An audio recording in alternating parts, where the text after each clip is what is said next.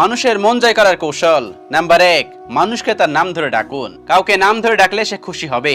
আমরা যখন কারোর নাম ধরে ডাকি তখন সেই মানুষটা অনেক বেশি আন্তরিক হয়। আর যখন আমরা মানুষকে বলি এই কাজটা করেন, আপনি এই জিনিসটা নেন, তখন দেখবেন সেই মানুষটা আন্তরিক হয় না। সেজন্য আপনার দিকে আকৃষ্ট করতে চাইলে অবশ্যই সেই মানুষটার নাম ধরে ডাকুন। নাম্বার 2, কাউকে উপহার দিলে সে আপনাকে মনে রাখবে।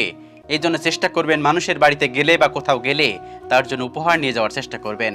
তাহলে দেখবেন সেই মানুষটা আপনি মন জয় করতে পেরেছেন। নাম্বার 3, বিপদগ্রস্ত মানুষকে সাহায্য করলে সে আপনাকে আজীবন মনে রাখবে।